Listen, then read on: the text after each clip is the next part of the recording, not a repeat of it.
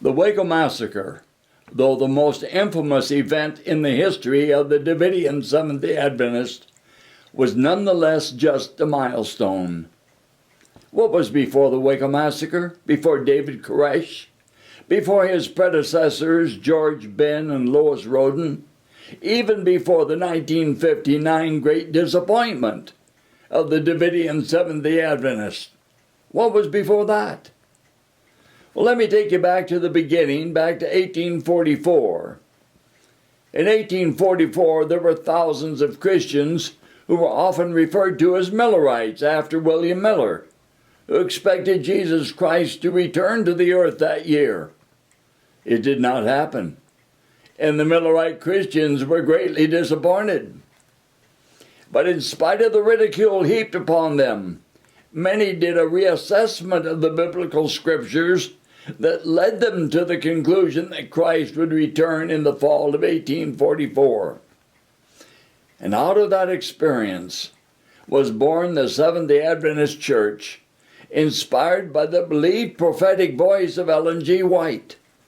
That prophetic voice, which was the inspiration behind the Seventh-day Adventist, became silent upon her death in 1915.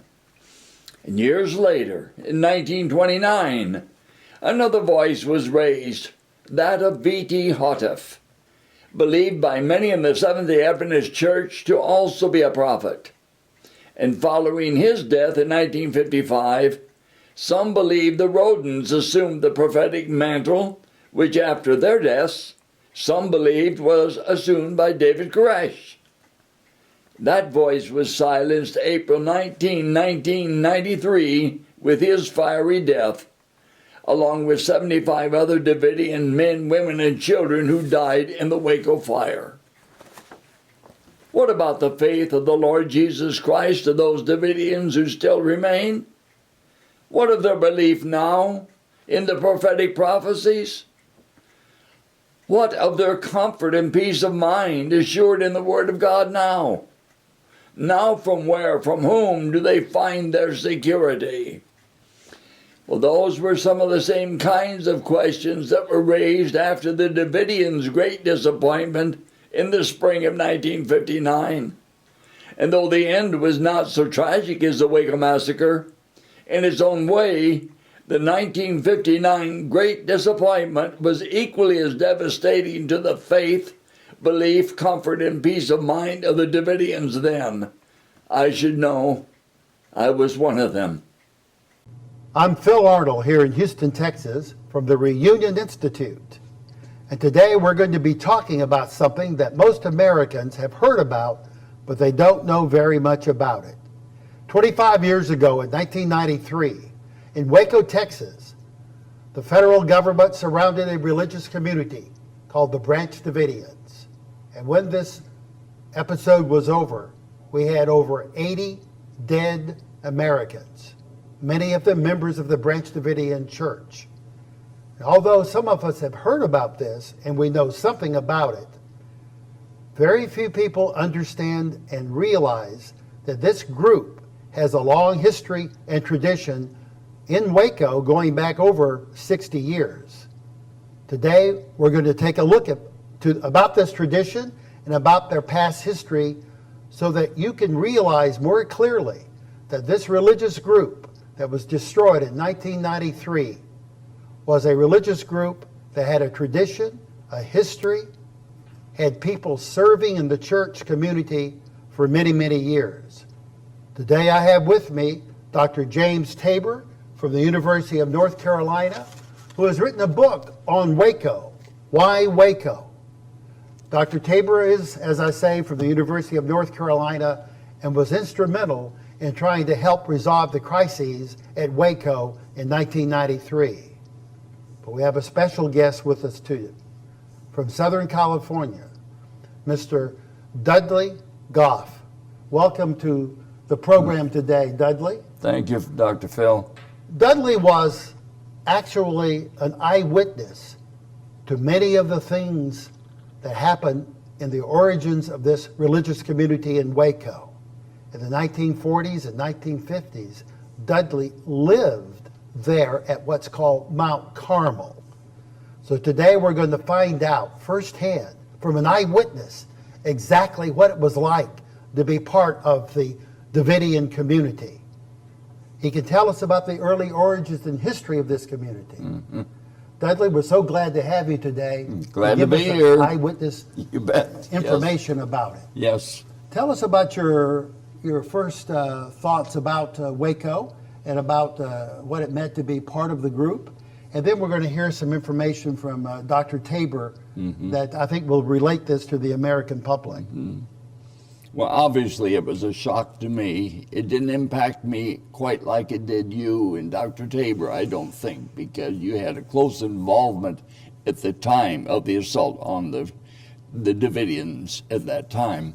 It impacted me because my history goes way back with them before David Koresh ever came on the scene, before there ever was an entity with of a branch Davidian as it was seen there in 1993. Yeah, David was born in 59, I think, right? David? And 59 was almost like coming in really late. Well, absolutely, yes, because 59 was the year I left the Davidians because of the tremendous disappointment that we had, having predicted certain events were to take place in the spring of 59, actually April 22nd, 1959. They didn't materialize. And as a result of that disappointment, which heavily impacted me as it did others, it's like the Bible says, the shepherd is smitten and the sheep are scattered. Oh, yes. Well, we scattered because those things did not take place. Well, that was the year David Koresh was born. Yeah, and that's what the public doesn't realize. Yeah. Like, I had never heard of the Branch Davidians. I'd heard of the Seventh-day Adventists on February 28th, when the Bureau of Alcohol, Tobacco, and Firearms did that initial raid out at Mt.Carmel. But I didn't know this history that you're even going to tell us. And working on the book, I began to learn some of this. But I want all the people listening to realize most of us heard of David Koresh in 93. He goes back to 59 when he was born. He wasn't leading any group. He was a baby, infant, newborn. And yet you, at that point, had your whole history. So by adding you to the story, we're getting this incredible living link to the whole story, and I think it's vital to understand. Well, my whole history then with the Davidians ended in 59 when David Koresh was born. Yes. So then I have to take you from 59 back to when I got involved, and I can give you a little bit of information as to what was preceding that. This will be very helpful to us because, and I think to the people around the world who are interested in this whole topic, because it will give us a context to understand what was happening in 1993, because it's part of a river. If we can go back to the river and get back to the source of the river, which goes back at least 100 years, we can understand what happened more clearly that way. Well, tell us a little bit about the beginnings of what the Davidians were and their origins with the Seventh-day Adventists and some of the leadership there, Dudley. I was raised a Seventh-day Adventist, so it goes back before my birth that I'm an Adventist. So that would be like 18... Well, 1931 I was born. Yeah, but this would go back, as you said, 100 years. So back to the 1830s, 40s, 50s. Oh, yeah, right. Yeah, till the Millerite movement, actually. It was the Millerite movement, the disappointment that Jesus didn't come in 1844. Yeah, that was William Miller. William Miller, yes. Yeah, he was a Baptist that really studied the prophecies of the Bible, the book of Daniel and Revelation. And there are a lot of numbers there, mysterious numbers. He tried to put them together, and he came up with a date of 1844, and the expectation was that the Messiah, Christ, Jesus, could come at that time. Well, and it was a huge movement, as I recall. It really, Hundreds of thousands of people were at least interested. Basically in the New England states is where it was. And I would say from my study of American religions, I'm more of an ancient historian, but I'm interested in apocalyptic groups, Sure. that think the end is near. Yeah. Miller, in some ways, kicked off this whole history that we have in American religions with the Mormons and Jehovah's Witnesses and other groups, and even Baptists and evangelicals that are studying these prophecies of the Bible. Like the Hal Lindsey type of interpretation. Especially Daniel and Revelation, the two mysteries. Yes, right. And interpreting them. Yeah. So the movement, the Seventh-day Adventist movement that you were born into, You're right. already had a 100-year history Right. when you were born. Absolutely. And because yeah. it came out of the Millerite That's right. disappointment. Yeah. And then under the leadership of the founders of the Seventh-day Adventists, that would be Ellen G. White, a woman who wrote more words and more literature than I think any other American female. She wrote hundreds of thousands of words. Under her leadership, the Seventh-day Adventist Church grew with hospitals and universities, and they continued to publish and try to interpret the prophecies of the Bible. Let's say that's from about 1850, and they're still here with us today with millions around the world. So now how does the Seventh-day Adventist Church relate to the Davidians that you became part of? Okay, as an Adventist, we believe that Sister White, Ellen G. White, was a prophetess, having her first visions at age 17, shortly after 1844. And then the growth of the Adventist Church, somewhere along the line in the late 1800s, my mother's family on that side became Adventists. My mother was born in 1907. So you got deep roots in this. Deep roots in it, yeah. My dad, not so as much. My dad became an Adventist when he was 19 or 20. He was born in 96. He was a Methodist, and he became an Adventist. But he became a very solid, very technical, work-oriented Adventist, you know. But then we were very strong in the Adventist faith. I was born then in 1931. And so out of this deep conviction that Sister White was a prophet and the prophecies that were being taught, interpretations of Scripture by the Adventists, were correct. Okay. But there also were people that came up within the Adventist Church that had what they thought was a special message. The German Reform movement, and there were a number of others, you know. One of them then was V.T. Houteff. And Brother Houteff in How do you spell his name? Houteff. Houteff, okay. Yeah. That must be, Houteff. is that a European name? Yeah, or what? he was born in Bulgaria. All right. Then when he came to the United States, the job that he had was selling Maytag washing machines in those early years. But I don't know when he joined the Adventist Church or anything, but it was back in the late 20s then. In Southern California, he was attending the church and very interested in prophecy and so forth. And they're always looking for Bible teachers. So then he started giving Sabbath school lessons and teaching a Bible class, a Sabbath school class on Saturdays. And of course, people were flocking to it because a lot of the things he was talking about was new and exciting and all of this. So he's an Adventist, but he's got a new take on Yes. some of the... And I'm not sure he even visualized in the very early stages exactly what he was or anything. he's just studying the Bible. Why, sure, you know, see. But then he begins to get opposition to He it. notices see. things. Right. And so it comes to a point then that there is a showdown, in a sense, between him and his teachings and the Adventist ministry, and they were very courteous and kind to him in the early days, and he was very amenable too. I mean, he was open to Well, what they gave him a suggested. hearing. They gave him a listened. hearing. They said, "Yeah, you take all the time you need to explain your message, and we will listen." And then he's saying, "You take all the time you need to rebuff it, to prove it wrong."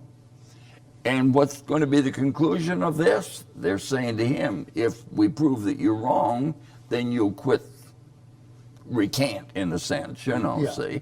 And he's saying, yes, he would, you know. So he's not at that point, or maybe never, you can tell me, but he's not saying, oh, I had a vision and I'm a prophet and I'm replacing or going beyond Ellen G. White. He's just studying his Bible and seeing certain interpretations. And to my knowledge, he never had any dreams or visions at all. Like Ellen G. White, she had the visions, but he never did, to my knowledge. He never claimed to be Elijah the prophet. We claimed him to be Elijah the prophet as a forerunner of Christ's second coming, much like John the Baptist, that Jesus referred to as the Elijah of his day, was a forerunner of Christ's first coming. Yeah, some of our audience might not know or recall that if you go to the last page of the Bible, of the Hebrew Bible, the Old Testament, is Malachi.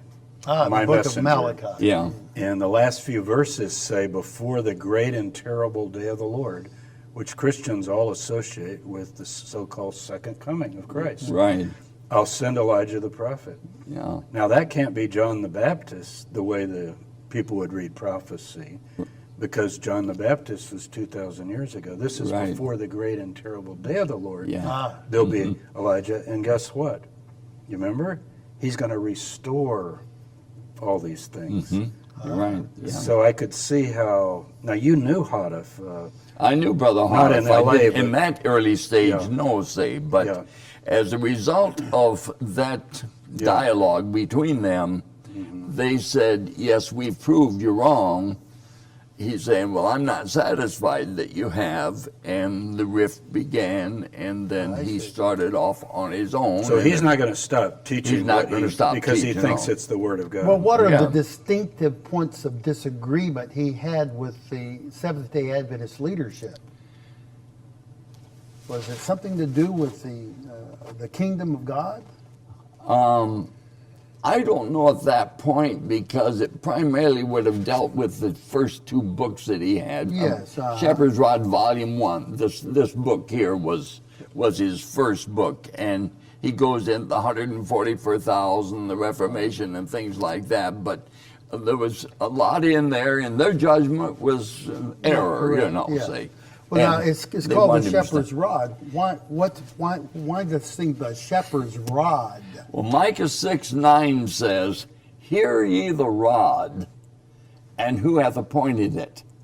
So in the So Old he Testament, took the name, there's yes. a book called Micah, Micah. and in chapter what? In Micah 6, verse 9. And it says something about a rod will speak. Hear ye the rod, Hear the rod. and he who hath appointed it. Hearing the rod obviously is a symbolic, but it's the message of the rod. And he took it and applied it to his book, The Rod, the message So of the this was rod. published while he was not in Waco, Texas, but Los Angeles. Oh, this is in Los Angeles. Very early. And Notice probably, it says on here, the 144,000, there's the rod, yeah, a call for reformation. So Yeah. it sounds like Adventist Church is more than 144,000. oh yes, right, What, yeah. By then, was it 1 million or 2 Well, million? probably 3 million or more. Yeah, so he's saying, worldwide. wait, if you hear the rod, which I guess is his message, Right. that will reform the church down Absolutely. to this group. Did he take that literally then, that it would be like the true believers in the Adventist movement would number 144,000? Yes. Wow. Eventually, it would. That's amazing. It would reach. It would reach that figure. By filtering out the ones that were not really fiercely warm or hot for God. Right. You know. Well, there's where he got the revelation of Ezekiel, the 9th chapter, where Ezekiel tells how the angel is going through the midst of the city, and he makes that applicable to the Adventist church, because he believed that the Adventist church was God's church, that it was the last church, it was the Laodicean church, and all of that is believed by Adventists and by Ellen G. White. But the Adventist church was corrupt too, lukewarm, the Bible So says. explain this Laodicean for people that might not know. What is that? Okay, Laodicean. go ahead and explain about the 7 churches and lead up to Laodicea. Then, Right. Phil. Well, in the book of Revelation, you find that the book of Revelation is a revelation of Jesus Christ that's given to John. and it consists of letters to 7 churches. The churches are in famous cities in Asia Minor. You have Ephesus, and you have other cities like Smyrna and Pergamos, Thyatira, Philadelphia, Sardis, and Laodicea. And so the message is to go to those churches. Now, you could take those churches, couldn't you, Jim, as literal churches at the Back time then. of John. And they were back then. And they literal were. churches. Yeah, Yeah. they're on a little mail circuit in what's today Turkey, Asia. Yes, but when you read the book of Revelation, it's not it doesn't simply end in the first century. The book is taking you through hundreds and maybe 1,000 years into the future. So there's a way of interpreting it that those churches represent different periods of time throughout history when certain characteristics of those churches would be expressed by Christians down through time. Is that the way you would express Yeah, it? and when you get to the 7th one, which is Laodicea, Right. it's kind of a pessimistic picture. Yes. Not only do you have right before that, I'm coming soon, so you know you're at the end time, if you have this future interpretation, but the church is pictured as in a bad state. Yes. Now, this is not for Adventists, Baptists, Methodists, Catholics. So this is talking about the Adventist movement that was they thought, the final movement where God's calling people into His truth. So the Laodicean church And it is says the end time church. they're lukewarm and They're neither hot nor cold, and He's going to spew them out of His mouth, is what it So Houteff is telling the Seventh-day Adventists, the millions of members, that you are neither hot nor cold, and the Lord God is going to spew you out of His mouth. Yes, So He's trying to what? Wake them up? that's right, yeah. But who is you? How do you determine who are spewed out and so forth, you know? I mean, that's Well, the ones that are lukewarm is what he's saying. right, yeah.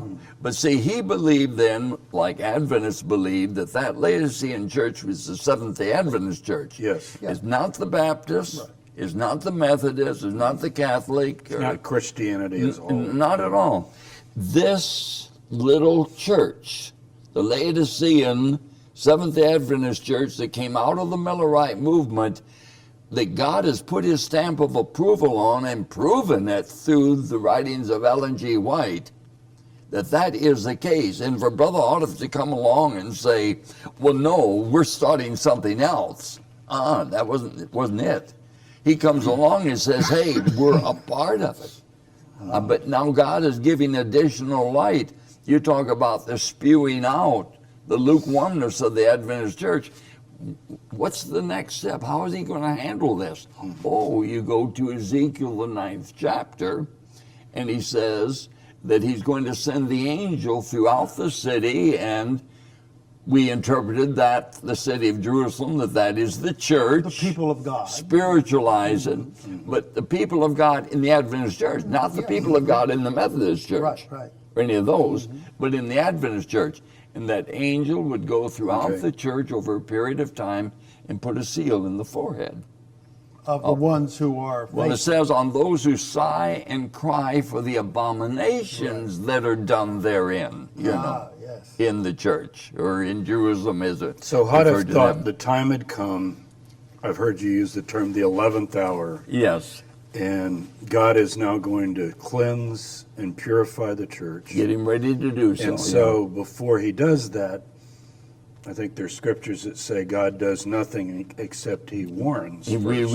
revealeth Right. His secrets through His servants, the Right. prophets. So he felt Yeah. like he had been chosen. Right. As And the that's prophet, way back in Los Angeles. Yeah, that's way back. So how does way he back end up Los in Angeles. Texas of all places? Well, Because that's how we know is Waco, Texas. let me finish up that one part Okay. of it Yeah, there. go ahead. See, once the angel has gone through and sealed all of those that are to receive the seal, that are crying Protected, out for the abominations in there, following that then are what are termed the slaughter angels in Ezekiel 9.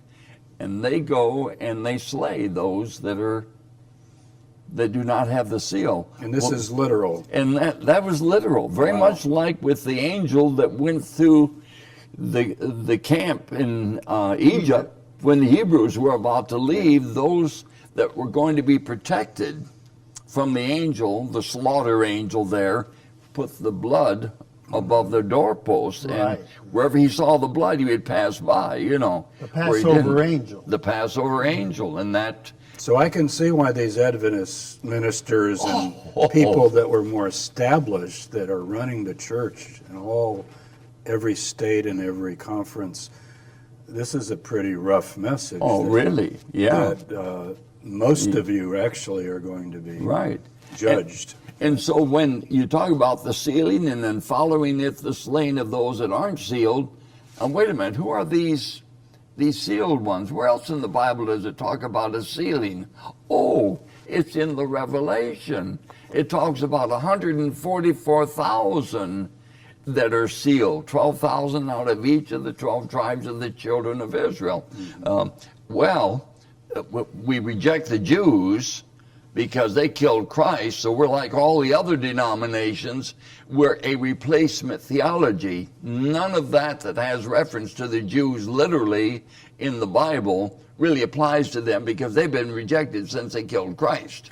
So that was the position. That was the position of Houteff back then. And the Adventists. Back then, and the Adventists, you know. Because whenever then the prophecies talk about Israel, it's now applied to the church. It's now applied here. And of course, the verse quoted most often for this is where Paul makes a statement in Galatians that if you're Christ, you're Abraham's seed and heirs according to the promise. Mm-hmm. So all of the promises made to the Israelites, to the Jews in the last days, bringing them back from all nations, back to their own land, setting up the kingdom and all that, that's all spiritualized. Yeah. They were confiscated and right. given over to the And so we spiritualism. took that as Adventists and Davidians as applying then to the 144,000 spiritual Adventists and all there, but a literal fulfillment of it, setting up the kingdom. So the 144,000 would then eventually go to Israel,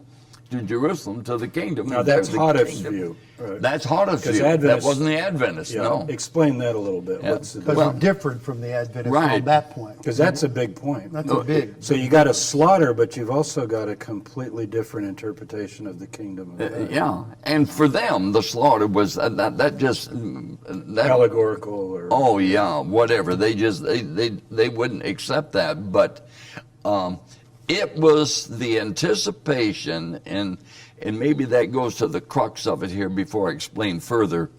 That sealing of the 144,000 would continue until a certain time. And Brother Houteff died in 1955. Mm-hmm. Something has to happen, but what? And after his death, there were those of the Davidians, and I was a part of that arrived at the conclusion that we had 3.5 years yet to notify, to warn the Adventist Church of what was happening, at the end of which would come the slaughter. And it was that I referenced and that we were thinking would happen by April 22nd, 1959. So that, as I recall, in the book of Revelation, those numbers, 3.5 years, yes, 42 months, 1,260 days, right? Those are well-known numbers. Well-known numbers, yeah. So now you're thinking we're in that very period, that's like right. a countdown. Yeah. Houteff is gone. Yeah. And now then it comes up ticking. to that, and I'm very much involved in that aspect of it. And so when it didn't happen, it was absolutely devastating to me, as it was to others. So let's go back though, before and we left. Before the disappointment, okay, in 59, April, you don't have a lot of time to get the message out. So I remember you telling us, could you tell about how you went out on trips and these charts we have here, that's a flip chart, and that we used in giving the Bible so you would get in a car with a partner and you travel and you're trying to get the word to the Adventists that the hour of judgment has come, right? Yeah, right. James, let me go back a little bit further then to my starting point. And in answer to your question a moment ago, from Southern California in 1929, that's the next step. There was Brother Houteff and the few there in Los Angeles moving the headquarters to Waco, Okay. to Old Mt.Carmel in 1935, and there were 12 original persons that came, including Brother Houteff, and came to Old Mt.Carmel on the Did he west feel side. that number was significant? 12? He did, but what I read on it, it was not planned. They didn't have any money hardly, so they said, we've got to make the move. We've now made arrangements to get this property, 375 acres on the west side of Waco, overlooking the bluffs overlooking Lake Waco. There, just cedar and just lousy, rocks and all this. No one wanted it, but we got it for nothing almost, kind of thing. See, I don't know what they paid for it, but a minimal amount. So then he says, we're moving our headquarters there, but you're going to have to pay your own way to get there. Okay. So he didn't know how many would He didn't know how many going to go. This is people selling things and getting trailers. Yeah. And So he ended up with 12 people. well, I could see how he might have been think that number was significant. After the fact, Sure. though. Sure. After the It fact. wasn't planned, but that's the way That's the way it Providence worked happened. it out. And one of those there So that was 1931. that was 35. 35, yeah. 31 was when you were born, yeah. Yeah, right. In 1935, that was it. And one of the persons was a lady by the name of Charbonneau. And her daughter and her daughter's daughter. Her daughter's daughter was Florence. Florence became Brother Houteff's wife after they moved to Mount Carmel. She was late 17, early 18. So Mount Carmel's the name of this property you got. Mount Carmel was the name of the property, as it was even in 93. I mean, Yeah. Mount Carmel, except it was a different piece So of that's property. the real beginning of the Waco the real story. beginning of it, yeah. Not 1993, but You're right, yeah. 1935. Almost 60 years. 1930. There is a 35. Mount Carmel in 1935. Absolutely, yeah. And an interesting thing you might find just kind of interesting, that Charbonneau, that lady, when she died at Mount Carmel, she was the first one to be buried in the cemetery in Old Mount Carmel, overlooking Lake Waco. But also, we knew even at that time, or since when I got involved, that she was a descendant of the Canadian fur trapper Charbonneau, who married the Indian girl Sacagawea, Wow. who led the Lewis and Clark expedition to Astoria in 1804, 1805 on that. Yes, yes. She had been kidnapped by one tribe of Indians at 12 years old. And when she was 17 or so, anyway, she was bought by Charbonneau as one of his wives. And when Lewis and Clark were there, they're looking for a guide. And Charbonneau speaking French and this girl speaking the Indian languages, and they're going to go through the territory of her tribe where she had been kidnapped from. It turned out when they finally got there, her brother is the chief then at that by time. that You know. time. But I mean, it's just very So interesting. here you have how a much- family going to Waco, a mother, a daughter, and a granddaughter Yeah. that have this And that is rich piece of American history. right. Where they were out on the frontier. Right, Exploring absolutely. new directions, and Brother Houteff and the Davidians are exploring new directions and new frontiers This is in right. the Bible. Yeah, absolutely. So there was that small number that moved there in 1935 to Mount Carmel, and then they invited more people to come and so forth. It had you to know. be rough. Oh, rough as could be. And we've got pictures of the sketches of buildings they were building, and then we've seen some of the buildings, and just they were shacks, like chicken shacks, you They're know. printing up many, many tracks by the scores of thousands and sending Beginning them to out, do the beginning tracks. to do that. Yeah, that was more after they got to Mount Carmel, starting more Yes, on the yes, tracks. Actually, Shepherd's Rod Volume 1 and Volume 2 were the principles there to begin with, plus the symbolic code. And they were giving that out. That was like a newsletter thing. Kind of a newsletter thing, you know. There's where they keep people informed of what was happening and some testimonies and things of this sort. So you're going out eventually well, even earlier, but when you grew up, in teaching this. But James, let me go a little further Okay. up to that. From Yeah, go ahead. The 35 there and all. Then I have nothing to do with it. I don't know anything about it. I was born in 31. Yeah, you wouldn't have known. Right. But my being raised an Adventist, my mother raised an Adventist. She went to Adventist school, and one of the schools she went with was at Cedar Lake, and a teacher she had by the name of Dudley. Cedar Lake, Michigan. Cedar Lake, Michigan. That's a real Adventist center. Real Adventist community, and there's where I finally went back to and graduated from Cedar Lake Academy. This Dudley became a Davidian. She accepted the rod message. Well, she loved her kids and all, and my mother and her had a good relationship, and she kept hounding my folks then to study the shepherd's rod writings and Brother Houteff, accept the new light. Say, and of course my folks were really against it. Well, my mother's health was real bad in Michigan, and the doctor said she needed drier climate. So in 1944, we left Michigan to go to Southern California. And being late in the year, we took the southern route more, which took us through Dallas. Well, my mom and Sister Dudley in Waco, they're corresponding, and Not that far to Waco. from not that Dallas. far. And Dudley says, "You guys come by Mt.Carmel, Waco." No way was my dad going to do that, So. He didn't want to mess with this Oh, heretical no. teaching. You're right. So Dudley still wants to see our family, so she finally concedes. She says, "Okay, I'll come up there." She buys a one-way ticket on a Greyhound bus from Waco up to Dallas, up there to see us, and has no money.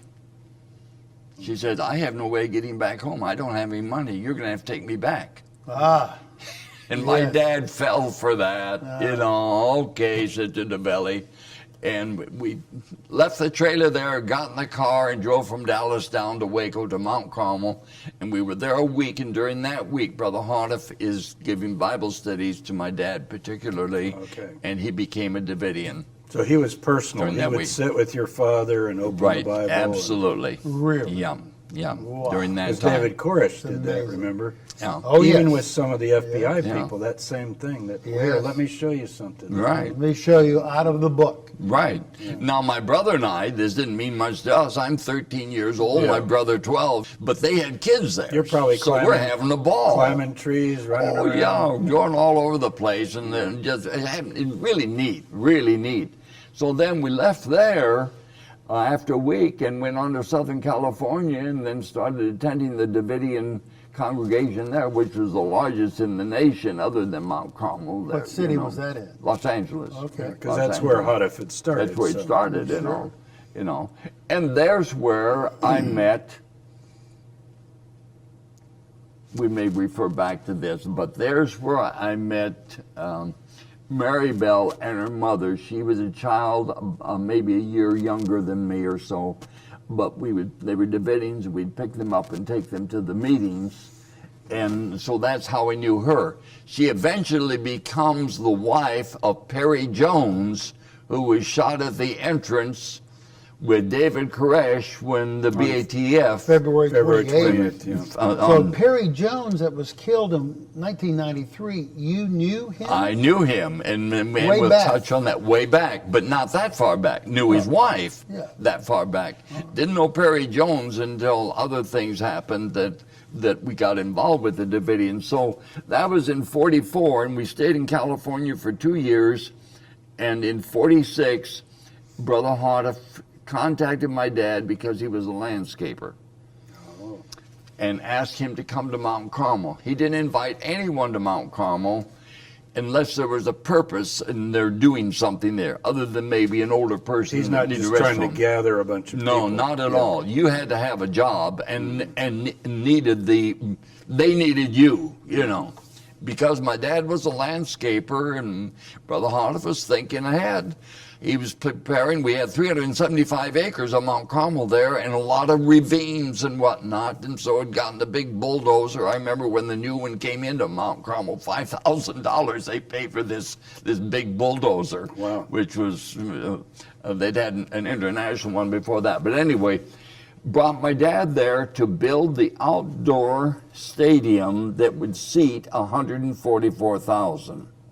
That is remarkable. That To is build a stadium, an a stadium, amphitheater, outdoor stadium? amphitheater, yes, and all just the dirt, and it would be terraced and down, and so you would sit on the grass. I've seen my dad leveling it out with water, so it was just the right. So he started working on Oh this.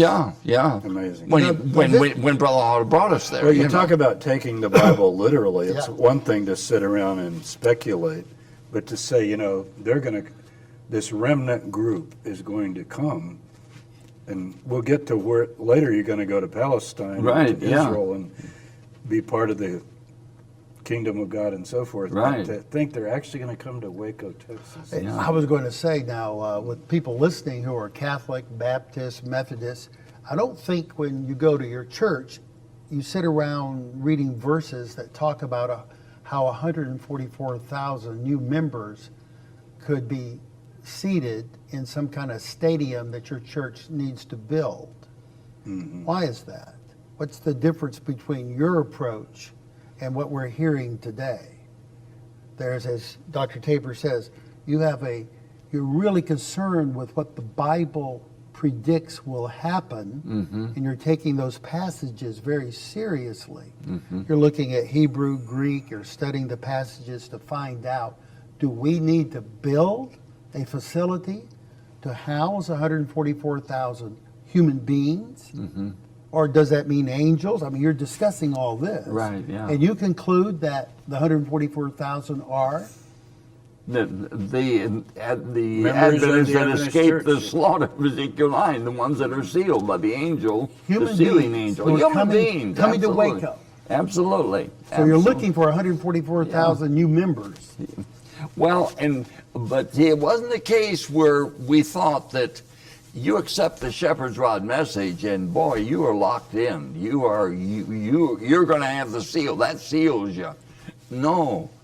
You still had to be qualified. I mean, you had to live a proper life and everything. Only God could determine that. See, Right. So many Davidians would be slain in that, as well as Adventists. It wasn't that clear cut. Right. So we knew that we were going to be all of the Adventist church, including us who had become Davidians, had the possibility, had the chance of receiving the seal of God. We also had the alternative possibility of being a part of those that are slain, that wouldn't be a part of it. So there's a testing and a purifying process. Yeah. Same thing we find with David Koresh and the Branch Davidians not wanting to come out at Mt.Carmel because God is working a process. There's a waiting period where the sheep can be separated from the goats, and there can be a purifying process going on for people inside. So that theme runs way back into Davidian tradition. See, we actually used that when Phil and I approached David through the tapes that Dick DeGuerin took in and so forth. They were directly addressed to David. First a radio program and then a tape. And we used that because it's a different idea, but it's very related. Yeah. Is that I said to Phil something like, well, Phil, before February 28th, I'd never even heard of David Koresh or the Davidians. You hadn't. We'd even studied American religions in universities. And now he's on the cover of Time and mentioned Newsweek, and he's mentioned every night. The Branch Davidian siege is in day 32 or whatever. Yeah. So we knew he was listening. So I would say something like this to Phil. Well, Phil, I think he believes that there's going to be 144,000. Well, he only has 130 people. Oh, yes. So he's probably thinking this. We're trying to get into his mind. Right. Not that we believed it, but how to deal with him. Right, yeah. He probably believes that this notoriety, he's become a household name overnight. Right. And so and yet people don't know his message. Right. So our pitch for him to surrender and come out, which he agreed to, he signed an agreement. It was all done. Yeah. Was because he was thinking, okay, this is probably the case. Yeah. Now, if I publish my message, just like shepherd's rod back then.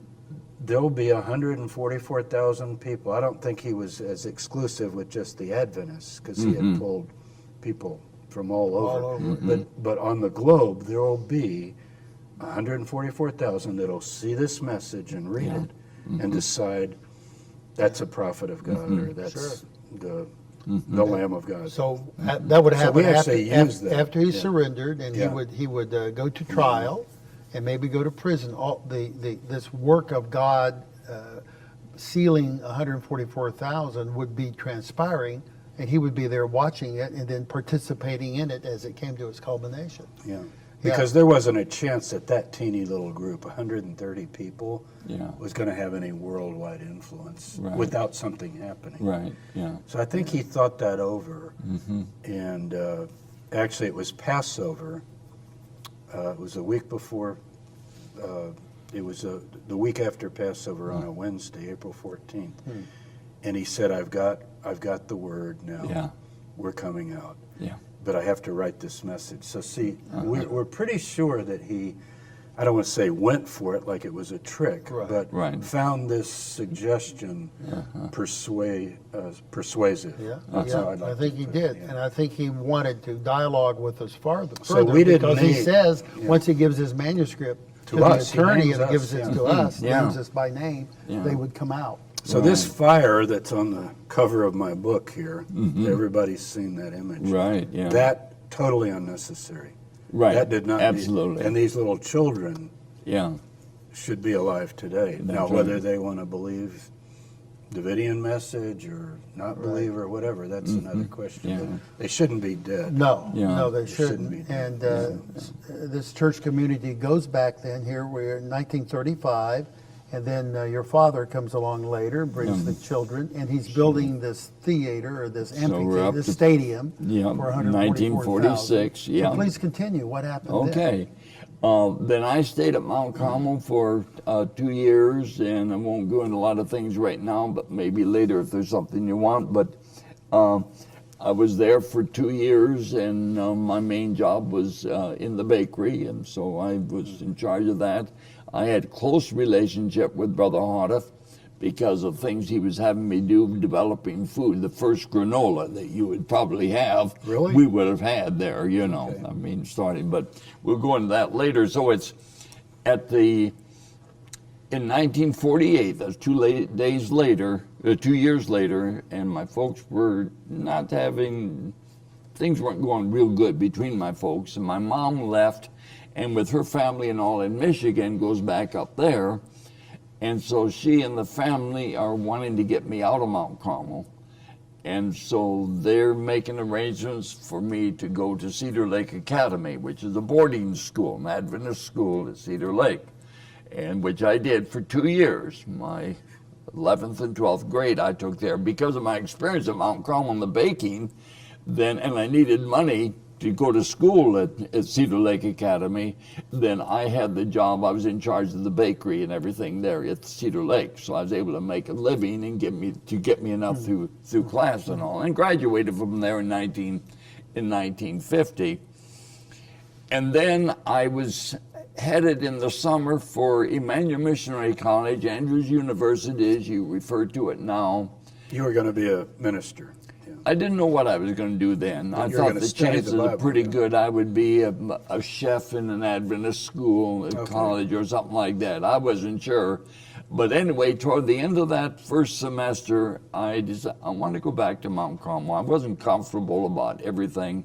So I went back Christmas of 1950, it'd be almost 51. You felt a pull. I felt a pull to go back, but I didn't trust myself enough to be able to make the break, because I went back with my mother and drove her that whole distance from Battle Creek, Michigan down there, and but left all my stuff. I couldn't trust myself to go back to Emmanuel Missionary College and get the stuff without them talking me out of it. So I got one of the young men at Mount Carmel to go with me and borrowed my dad's pickup and drove back to Berrien Springs. Well, now I'm committed. he's with me. I've got my dad's truck. You got to go back. Yeah. I've got to go back. Yeah. And they tried in every way under the sun to get me to stay, and I think they probably would have succeeded if it hadn't been for that. But I returned to Mt.Carmel and then got quite immersed, involved in things that were going on at Mt.Carmel, and feeling, hey, that's where God wants me. And then they paired me up with M.J. Bingham, one of their leading theologians. Yeah, I've read about him. He was major. Really major in the early years there, particularly. So I went with him around the country. You're like a Paul studies. and a Timothy or something. Paul and Timothy, and I felt like it. I felt like I was Timothy, and I admired this man so much in his ability to give Bible studies. I learned to give Bible studies from him. So, and we had unbelievable were you using experiences. charts like these back in those days? Well, no, we weren't using this. We didn't have those back then. It was only after after 2 or 3 years. But you were going and visiting. Explaining Daniel and Revelation. All of that, going yeah. through these And the details. shepherd's rod. The shepherd's rod, but mostly me not explaining much, mostly just being there to help Brother Bingham. He had a bad foot. Yeah. And so he kind of needed someone with him quite a bit. And he was very tall, 6'4" or so, you know, and had a cane and everything. I about killed him a couple times. And here I am, a 19-year-old kid, you know, and I'll tell you some of the funny things that happened. But so you were really getting convinced. Oh, really? More and more. This is it. This is the final message. We're very near. We were up in Canada among the Ukrainians and giving Bible studies there, but they were Adventists. Yeah, see, Adventists are all over the worldwide. Northwest. They're worldwide. So when you returned then to Mount Carmel and you became more persuaded, more convinced, more committed, more into the spirit of what was going on, you were able to sit there and personally listen to Brother Houteff. Right. What was that like to you at that time, looking back at how Well, you were it then? isn't even just then. Probably where the feeling was the strongest before I ever left Mount Carmel to go to Cedar Lake. We didn't bring any of the timely greetings with us, but I would sit there in the chapel, and Brother Houteff would come out with his Bible and open it up in whatever scripture he was going to be working from there, and his wife was seated in the front on the left-hand side. Florence. That was Florence there. We didn't have recorders then, but she was very good stenographer and typist and all this, but she was taking in shorthand every word he spoke. Then later on in the week, they would go ahead and transcribe that, edit it, and every other week they would put it into a timely greeting. So there'd be 2 messages in a timely greeting. Okay. And those were sent out to the field all over. But So people all over that believed or were on the way to believing. yeah, and many that didn't, you know, if we had their addresses and all. They It would, got a timely greeting. oh, it was a timely greeting. But I would sit there and listen to Brother Houteff, and as a young, you know, here I am, 17 or so at that time, listening to him, I can't say I felt like I was in the presence of God. I mean, I wasn't looking at God. It wasn't God speaking necessarily.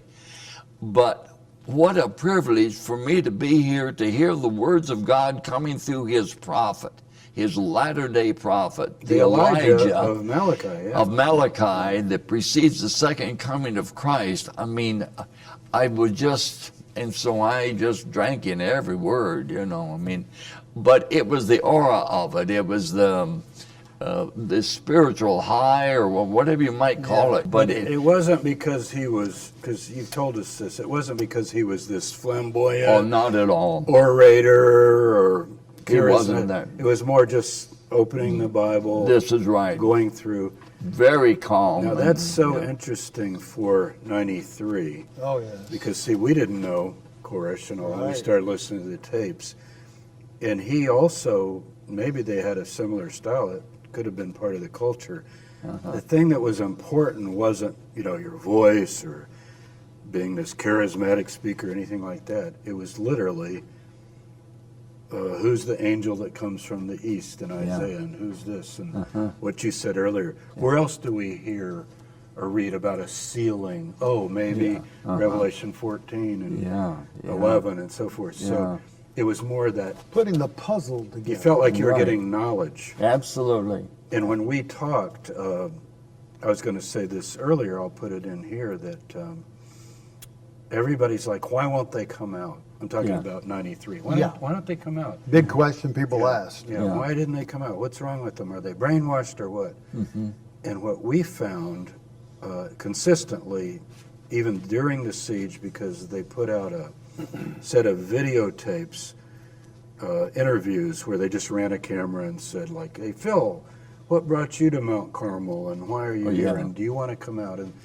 And they didn't sound brainwashed at all, but almost every one of them would say, well, I'm here because I was, a lot of them Adventist, and I studied the Bible, but now this teacher has shown me the way to put these things together. Now, of course, David claimed to even go, he believed in Houteff very much. Oh, yes. Yes, he He did. claimed to be the seventh and final messenger to whom all the mysteries of the prophets were revealed.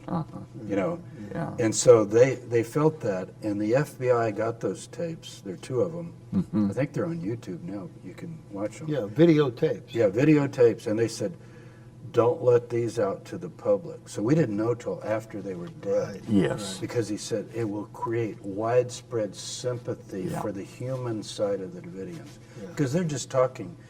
And by the way, I want to point this out. If you look at who was there, a couple of them, Steve Snyder, graduate degree, Wayne Martin. biblical studies, Wayne Martin, a Harvard lawyer. I'm not saying they're all that way. No. Livingston Fagan, A diverse community. graduate school in English. England. So Hispanic. it was a Bible, I would describe it as a intensive Bible study community that lived together, prayed together, and studied together. And it sounds like that's coming directly from this heritage. This is not just a church you go to on Sunday and Wednesday and, you know, kind of believe. This is There's students. What did the students of the Seven Seals, Bible students, words like that described, I think, what Houteff was doing. Yeah.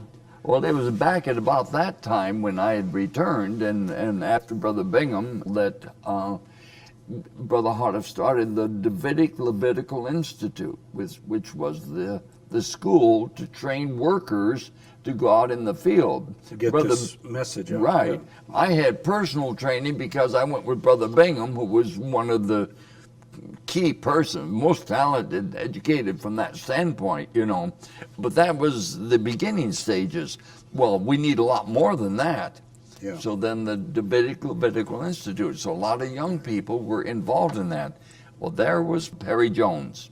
Really? He then was one of the students there. He's 2 years older than me, but he was a colleague with me. Now, see, there's that continuity, direct continuity yeah. with the people that died at Waco. Because And he's he- the one that shot and killed on February 28th. That's right. He he's was the one that was father shot there with David Koresh, and the father of David, that was the postman that tipped the Davidians off that the feds were coming. And the father of Of David's his wife. And David of his Koresh's wife. wife. Well, yeah, but also Rachel. he then he was the husband of Maribel that I knew back in '44.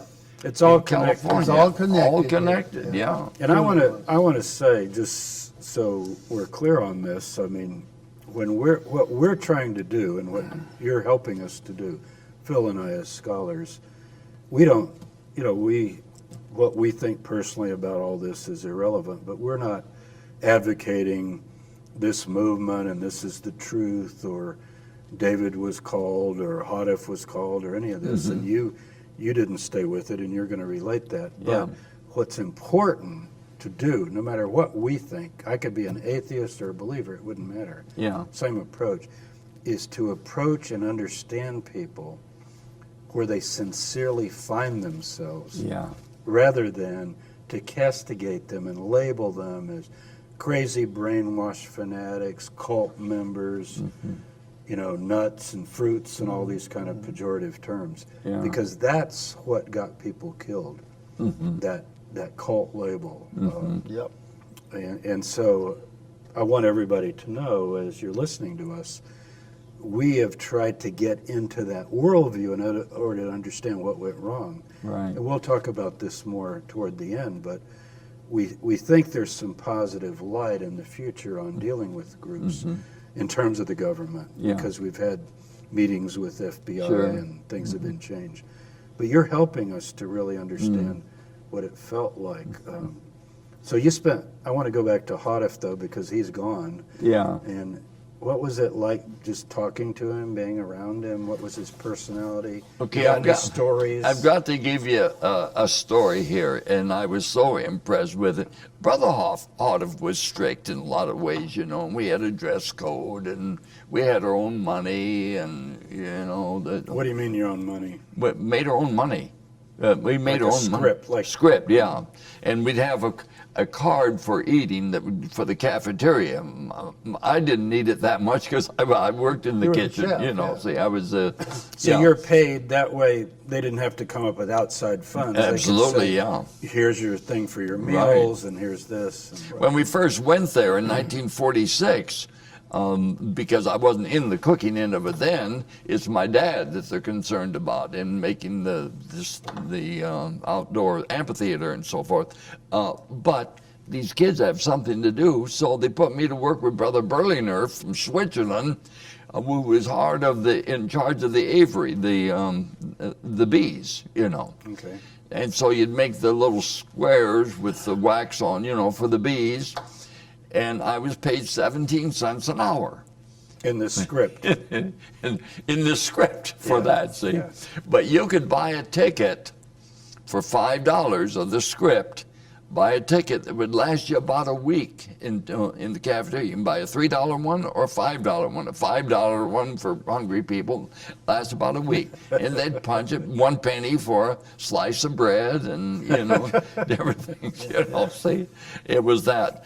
But we had our lives to live. I mean, interesting things happening, but one that was real interesting, we lived in a trailer, my brother and I and my mom and dad, and we were on the edge. We're down we showed you in the pictures of in camp. Yeah. And then the main administration was about a half a mile away up, And by then, you've got some good buildings. Oh yeah, by then, some good buildings. right. But we're down in camp close there and with our trailer, but we're at a precipice that sort of led down to that dam to I was telling you about, and the farm and the barn that they made there and the pump house and the dairy and all of that, see. Quite steep. But we were in a trailer 26 feet long, and I decided I don't want to stay in the trailer anymore, and I went into one of the trees that was on this precipice and built a tree house. All right. So I was living in this tree house. Well, I got a little more interested in radio. One would listen to the radio. So I strung a copper wire 125 feet in length through the trees from my treehouse, got a little crystal set, and I could listen to the radio stations, the two, WACO and KWTX. All I could get, but that was kind of fun and exciting. So I'm living this way, doing my thing, and Brother Houteff hears about it. So he calls me to come up to the apartment there to see him, and that was after work and in their apartment, and I'm in his kitchen there, and Florence is doing dishes or whatever, and he's sitting there at the table, and just as nice as could be, and we chatted a while, and I'm sitting on the floor with my back against the wall. And finally he said, Dudley, he said, I understand you're living in a treehouse. I said, yeah. And so he talked about that a little bit. The way he treated me was phenomenal. I just, a terrific father-son relationship. So he wasn't reprimanding you. No, not at all. He was But kind. he was telling me, he said, hey, we're not monkeys. You know what I'm saying? He said, you can't live in the treehouse. And so after discussion, a bit of it, and I didn't argue with him or anything, it was that I have to tear down the treehouse how and not old live were there you? anymore. That was probably 16. Okay. So he had a way of persuading you Oh, in a yeah, kindly yeah. way. But it's so kind. And it's on there. And he wasn't flamboyant. Like we talked about in speaking, he wasn't flamboyant. Right. But he also was not looking for attention, pictures, and all. Almost never let anyone take a picture of him. Really? I really had to con him in almost to that one picture of me and him and another of my buddies there. And you've seen that picture, you know, the three of us. And I finally was able to talk him into doing that. But he was not arrogant, cocky, lorded over anybody. He never claimed to be Elijah the prophet per se. He never said that. We said it. We believed He it. didn't walk in the room and here's Right. Elijah. Yeah, none of that kind of thing. So I really loved Brother Yeah, Houteff. I really you respected mentioned him. Florence. She's younger, I think. She's quite a bit younger. Yeah. What was she like, personality-wise? Because later, after he died, you even knew her better. Oh yes, yeah. What was her? Give us a feeling about her. She was very knowledgeable of Scripture and very kind. She wasn't an arrogant person. I had to work with her a lot with the 11th hour call when I finally got into that. I guess we'll go into that in a minute. But That was a radio program. the We'll get to radio that, yeah. program, yeah. Yes, a very gentle, kind person.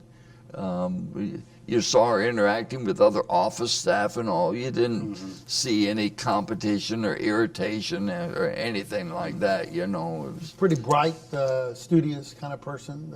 very, very bright, yeah, my land. She could do, in typing, she could type 140 words a minute on manual typewriters, which you had back then, you know. Well, that's as fast as you'll talk. And of course, she knew shorthand, and because she took all of his messages there and everything. But it came to the point where the school graduated enough individuals, and Mt.Carmel decided that it was important that they be sending people out as well as just mailings. So they started the field workers ministry, and about this same time, then to finance it, they were selling off building sites on Old Mount Carmel. That would help finance. And by this time, people are more interested in the nice views overlooking the lake and of Lake Waco and all, you know. So it wasn't a desolate, snake-infested area like it was when we bought it. And so as a result of that, then they were able to finance the work into the field, these workers going all over giving Bible studies to Adventists, and then, but needing property, so then they decided to buy a piece of property over on the other side of town where this all happened, 941 acres, what they bought there. Yeah, so we should just explain use the term Old Mount Carmel. So Old where Mount you Carmel first came versus as new. a kid is the main camp. Is the Old Mount Carmel, But then yeah. eventually you sold some of that, and there's another property. Yeah. And that's where, Where later, David Koresh was. after near Elk. after Near the Elk, yeah. 59 Elk, disappointment and all that, Right, yeah. people were over there. Yeah.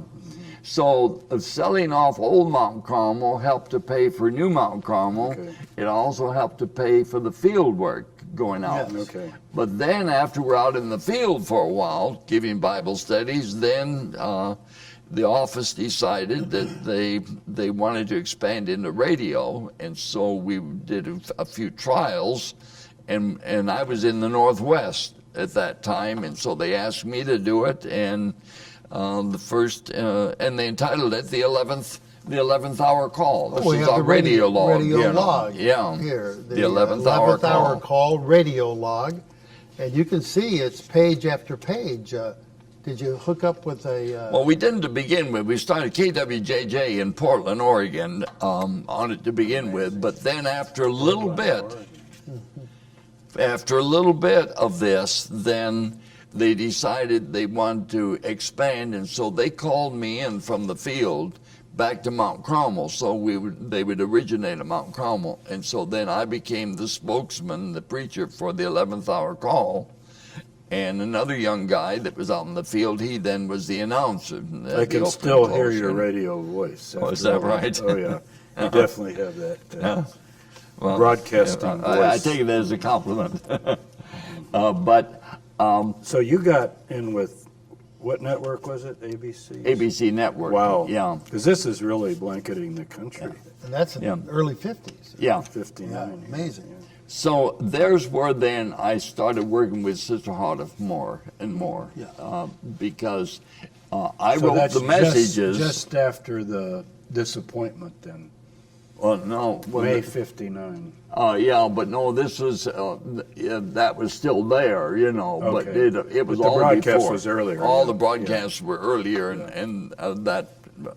Okay. So you're working with Internet. Florence. And working with Florence, and so everything had to be approved by her. So I prepared the message that I was going to give this week, a half-hour message, but then she would go ahead and edit it, and if there should be any errors theologically or any other way, she would handle that. So she and I worked very closely together. In fact, my home was a home right next to the office. I've shown you pictures of that, which is the same thing you see with David Koresh, the group there, that same building. But working with her was just so neat. I mean, it was just hand in glove, and she was so kind and helpful. And so that was my relationship with her, probably was the greatest at that time, you know. Though after the disappointment, everything else, years later, after she left the Davidians and moved to California, remarried, then went up the Northwest, and her brother and his wife up there with them, we would see them quite often, you know. Remain friends, you know. So as we're going there to around 1950, 51, 52, the radio program's going. Now, with all this going on, the group is living with the expectation that 144,000 people are going to be gathered, that there's going to be a kingdom of God established in Jerusalem out of Israel, and that the Seventh-day Adventist Church would be purified, many of them actually dying as God's judgment falls upon that church. Yeah.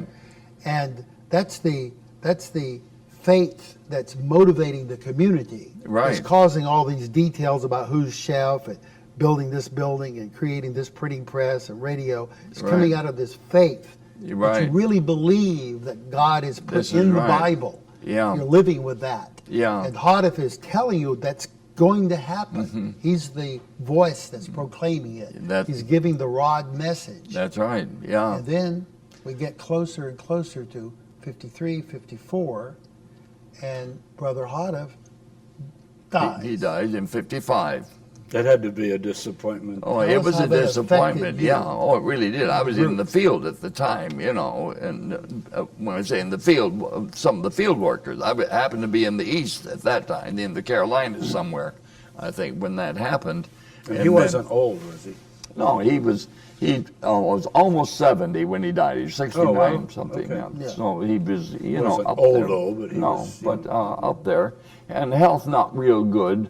But it's still, upon his death, we still felt we had to keep going. In fact, became more involved because, and I had nothing to do with the determination of this, but I believed it was right with Florence and the council determining that from approximately his death, there'd be 1,260 days or 3 years, 3.5 years, that we had to get this message out. Yeah. So you didn't give up the belief in it. You actually When he died, ramped it up. It wrapped it up. Yeah, It was ramped up, you know. But the thing of it is, it didn't come up to the date and we spiritualize or anything. This is going to happen. That the news tomorrow morning is going to be hundreds of thousands of Adventists found dead. Yeah, that's So you're looking for a literal fulfillment Absolutely, of prophecy yeah. that people are going to perish Just like the Absolutely. ancient Egyptian firstborn perished Absolutely. in the Exodus. Yeah. And when you know, without a shadow of a doubt, and have all the proof of it as you see it, that this is going to happen, and that day coming it doesn't happen, you're not spiritualizing it or anything else. All you're saying is we're wrong. And that was devastating to me. You didn't know beforehand, but someone later figured out that that was actually Passover, which makes it even more chilling to think, because the whole image of Passover and it ended up on the Jewish calendar being Passover, April 22nd. But we never knew But you that didn't know then. that till later. Not at all. But can you tell us about that day? Because I read that you actually were one of the people are coming. Maybe 500 to 1,000 people had gathered, waiting for something to happen. Yeah, there were about 1,000 there. They called it Tent City. And you were one of the speakers in the tent. Yeah, I was the principal speaker, partly because I was the speaker on the 11th hour call. So, I mean, I did a lot of them, but others spoke also, other of the workers. And you showed us, do you have there, you put out that... We feel that world conditions are such, in line with prophecy, that all nations are soon to gather against Jerusalem's battle. In fact, we expect that to be this spring. And with the Right, yeah. like the Waco papers are covering. But TV was out there. TV's They took out there. pictures, You know, Really? Oh, well, yeah. it's crazy apocalyptic group thinks that... And they interviewed me even there at Right. one time out there. It's on I think it's on Waco Rules of Engagement. I I think think it that is. little clip of that. So yeah. to be sure the audience is following this, April 22nd. we're saying that in 1955, Brother Houteff dies. Right. And then you find in the Bible a prophecy that talks about 1,260 days later, a big event would take place. That's 3.5 years. The Right. sealing So- of the So 140,000. 3.5 years later, I mean, you're waiting year by year. You're getting 1 year goes by, 2 years goes by. We're 3 years, now we've got only another 6 months. That 6 month ends, the 3.5 year ends April 22nd, 1959. Yeah. So as you get toward that date, TV, media, members are gathering. That's right. And you And the field workers all called in. called in. Yeah. This is a momentous time in Absolutely. the history of the Branch Davidians, of the Davidian Seventh-day Adventist Church. You're called the Davidian Seventh-day Adventist Church. Davidian officially. Seventh-day Adventist officially at that time. The branch was not until later on. A little after, later yeah. on. So you're gathering on that day, and you become the chief speaker, really, the spokesman. Now, here's the statement. Now, this is after April 22nd, when the group had to tell the world, well, what happened. Yeah. And I noticed here it's got 5 points. I won't go over all of them, but it says, here's what we're expecting sometime this spring after April 22nd. So there's a little fluidity. A little bit. As I recall, Florence, the wife, when she figured out what day to begin with, it's when she began to understand it. It wasn't exactly his death date. Not on his If it death. had been his death date, it's sealed. It just count from the day he died. But there's some time, maybe a week, 2 weeks, even a month or two. And the main things is it says a terrible judgment will come on the Adventist church, which you talked about. But here's something also that year, which also didn't happen, as you know. We expect that sometime this spring, God will commence to set up his peaceful kingdom in the Holy Land. Daniel 2. We've got a chart here. Daniel 2 shows the world kingdoms, Babylon, Persia, Greece, and Rome on one side, and then a stone. People can look this up in the Bible. It's a very mysterious. It says, in the days of these final kings, which is the latter age of what we call the Holy Roman Empire, which is European culture, extends to America too. The God of heaven will set up a kingdom that'll never be destroyed, and it'll break in pieces. You see the image there where it's breaking, and then there'll be a war, Now that's all through the Bible. Everybody knows. Some people call it the Battle of Armageddon. Right. That's all through the Bible. The main passage you mentioned here is Zechariah 14, where these nations come down and surround Jerusalem. Yeah. And from your standpoint in 1959, threaten a second Holocaust. So now the Jews have returned to the land of Israel, reestablished the state of Israel in 48, and now in 1959, 11 years after, they're all going to get wiped out unless God intervenes. And then 1,260 days and so forth. So it sounds like you're still holding on, and yet everybody thought that it was going to happen. So much so that when some of the brethren there were pushing me to continue the 11th hour call, my response to them was, we don't have a message. I have nothing to talk about. I have nothing to tell anybody. We said these events would take place, and by this time they didn't happen. I don't know what's wrong, but we're wrong. Wow. You're back to the drawing board. I'm back to the drawing board, and it was devastating enough to me that I didn't want anything to do with any of it. And it maybe took a few weeks for this to solidify and everything. Like you said, there's a little bit of flexibility. But it soon came to the point where then, and Mt.Carmel had no more job for me because we stopped the 11th hour call. That was very costly on the ABC network. It's already 12 o'clock. Yeah. The 11th hour call. That's right, yeah.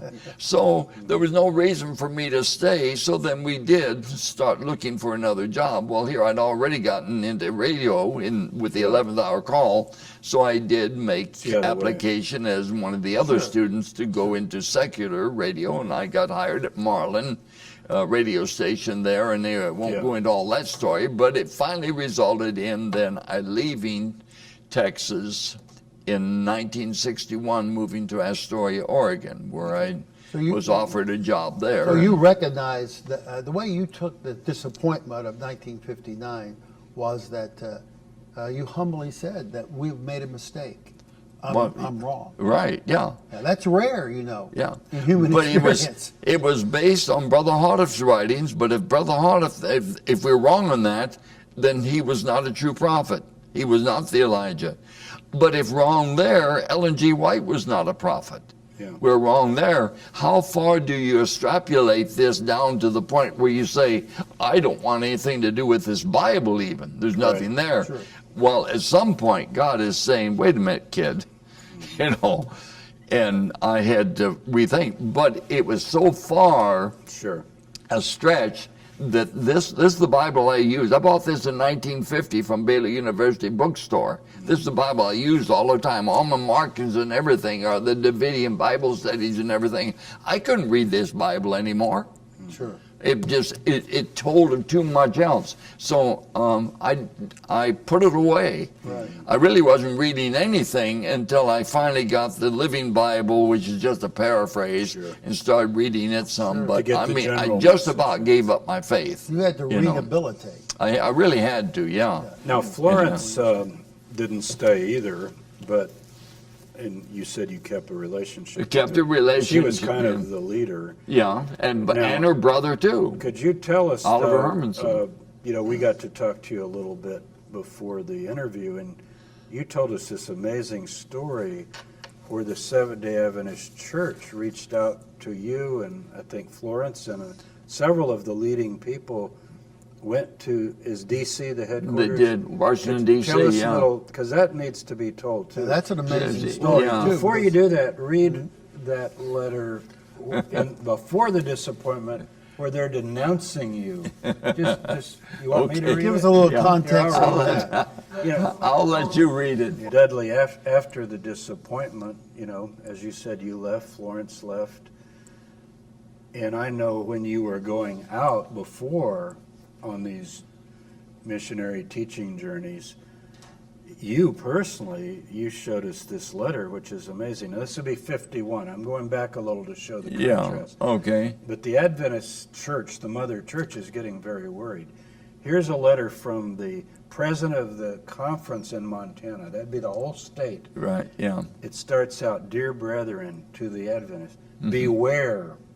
The shepherd rod people are trying to get a foothold among our people in Montana.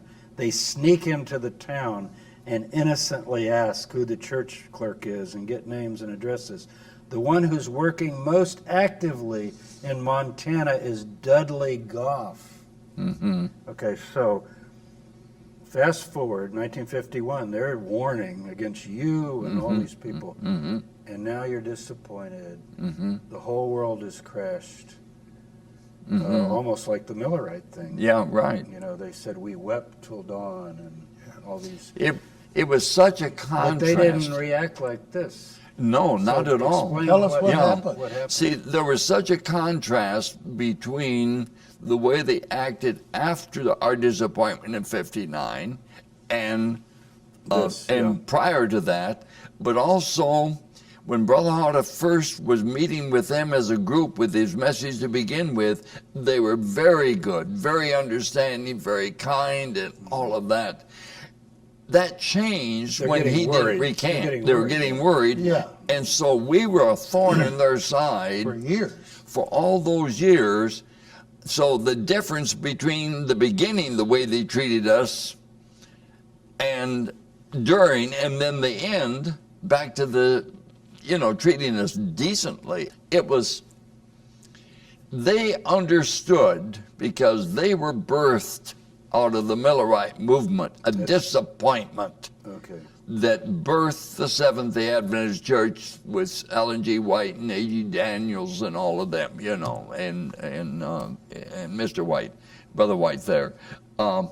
So they knew the disappointment that we had gone through, and they understood, and they came to us real heartfelt. So they had compassion. It was real compassion. It wasn't a con job or anything like that.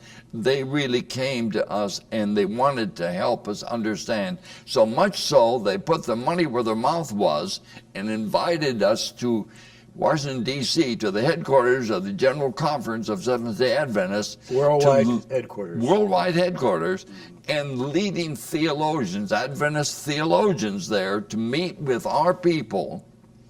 So that, and giving us an opportunity to expound to them our teachings, and them an opportunity to point out where we were wrong, made our mistake that resulted in such a horrendous disappointment in a failed prediction.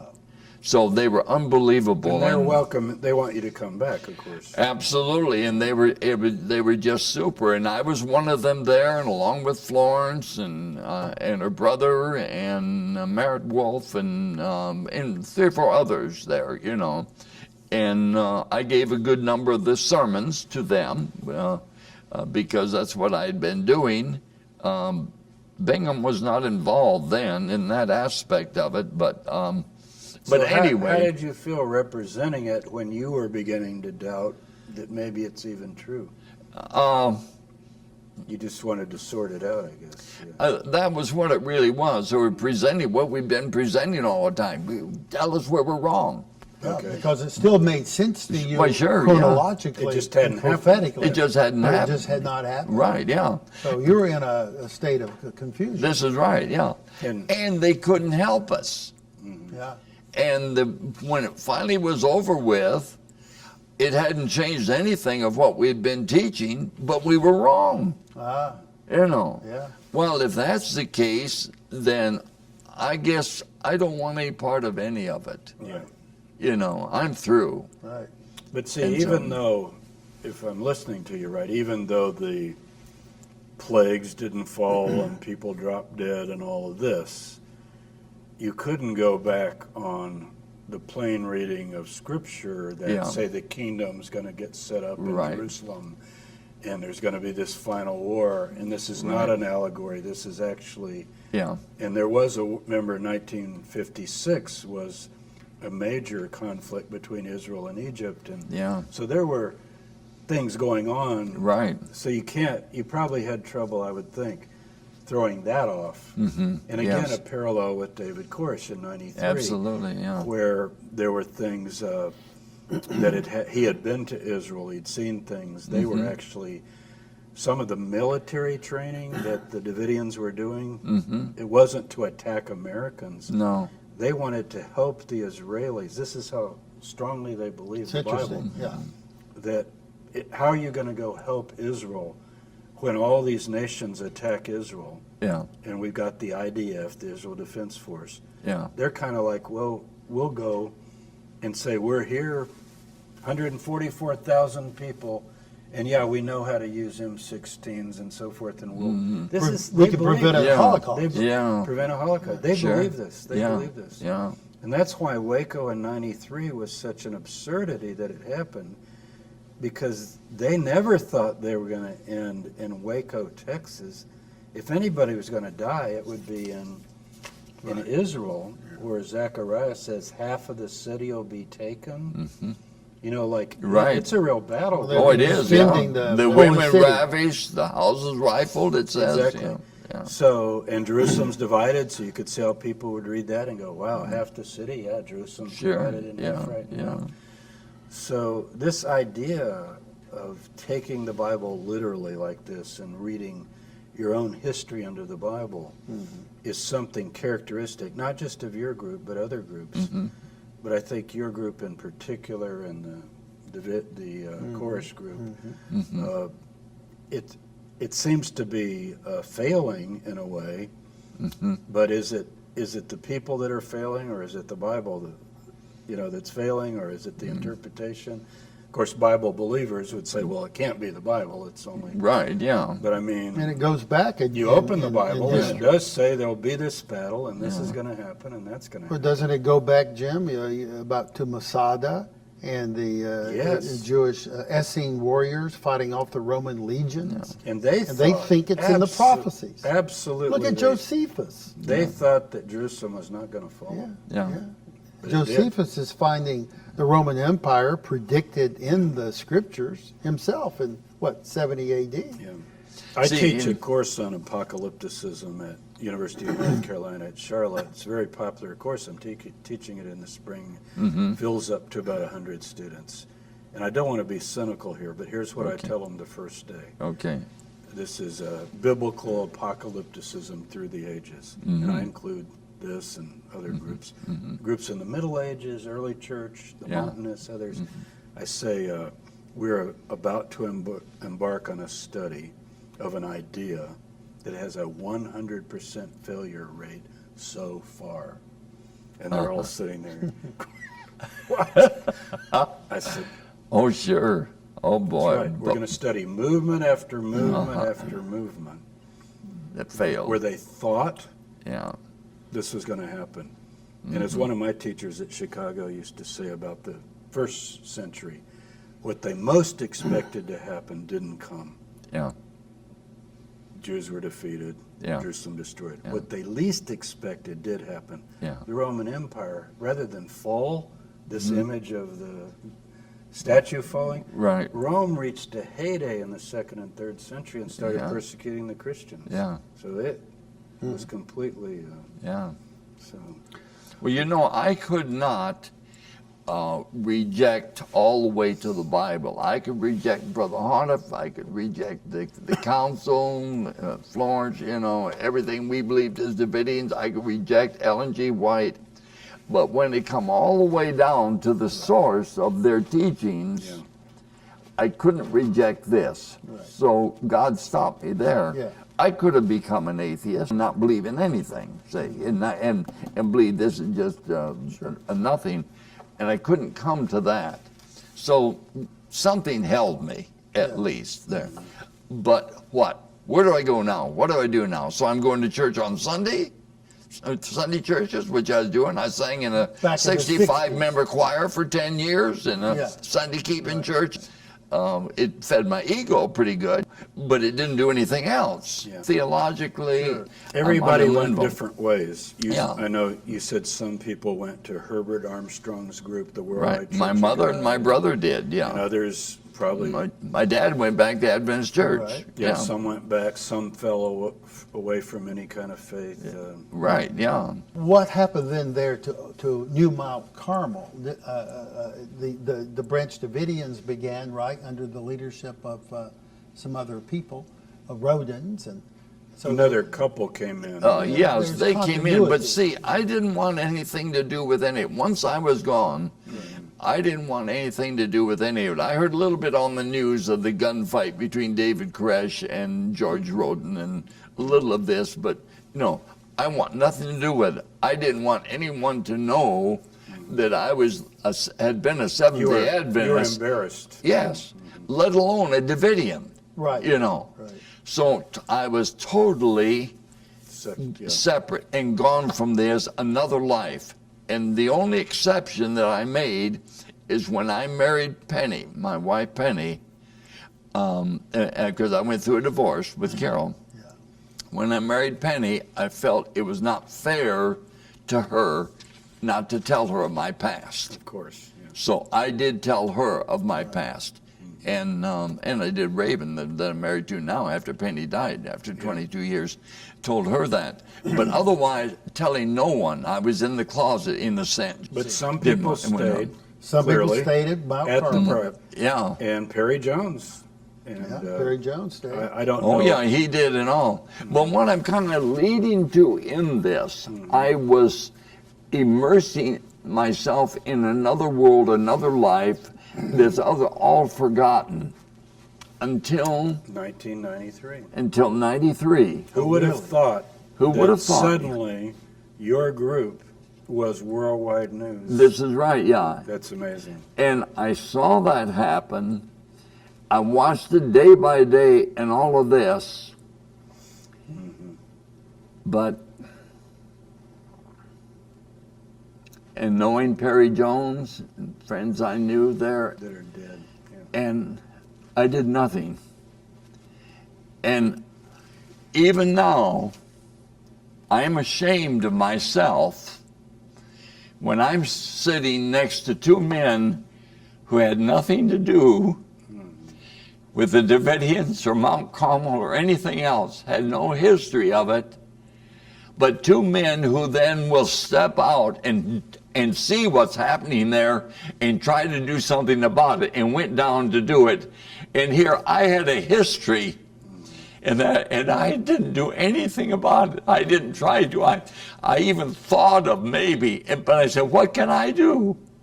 I can't, and I'm ashamed that I did nothing to try to stop that. And I feel, you guys, you picked up what I should have been doing when I had more justification for it and all. I mean, and so I'm in awe of you guys Well, and what you did. I'm And not- I put myself Yeah. in the place like Peter. Peter was with Jesus all that time. And then he sees him taken, and he's standing in the courtyard hearing people saying, you're a part of him, and he totally denies it. He didn't try to do anything. And he went out and wept. I mean, it was a terrible blow to him. All that I'd experienced with the Davidians beforehand, and now comes the real test. And I don't have the guts to make some effort in some way to help save the lives of those people there. And Well, you guys did. That's one reason we're doing this, and I think it'll end up being for good in a broad way, not just the Davidians, but Yeah. we're going to talk a little bit in closing about lessons we learn here. Yeah. But I will say this, and I'm not just trying to whitewash your emotions and feelings Yeah. here or say forget it, but the FBI was being so bombarded with people coming from everywhere, including Davidians. Uh-huh. I don't think you would have gotten through much because Well, they tried to get me. I hid. they? Yeah, they tried to get me, but I was under my wife's phone number, and my boss wouldn't tell them where I was. Because I know Phil had a terrible time even getting. Yeah, they deflected, they tricked me, they they Yeah. gave me the impression. The way we were able to get through is a miracle, if you believe in miracles, and that is that Phil was in the Hilton Hotel in Waco making a call and ended up next to Dick DeGuerin's wife. They started talking. Well, she dropped her purse and things, her he's cards helping fell her. out. And I just didn't know who she was, then- but I was helping pick up the cards, and then we introduced Yeah. ourselves. And so she said, "Well, I guess you're a reporter." So, "Oh no, I'm a Bible scholar." And she said, "You need to talk to my husband." And he said, "Who's your husband?" Dick DeGuerin. Now, he'd just seen David that day and was spending dozens and dozens of hours inside. Dick DeGuerin. And that's how we got in. Yeah. There's no way we would have got in ourselves, just knocking on. We know Is that something. right? Let us talk. We know. And you're doing so much with your life now, with helping people in Israel with food and clothing and things like that. I mean, your life has become just a stellar thing of doing so many great virtuous things.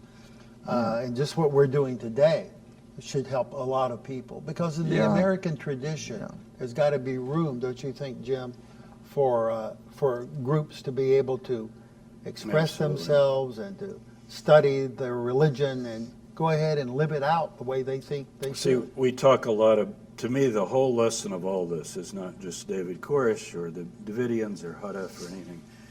It's the First Amendment that we talk about a lot. What we summarize is freedom of religion, freedom of speech, and freedom of the press. Those three things. And as they've been interpreted by the Supreme Court, freedom of religion means freedom of religion. Yeah. And just because someone's very convicted and has what you'd consider to be a fairly crazy idea, like the world's going to end on a certain date, or you're studying this view or that view, our forefathers set up a scary experiment. It's very frightening to think about, that we can say, believe, and think anything we want. Yeah. That is frightening in a way.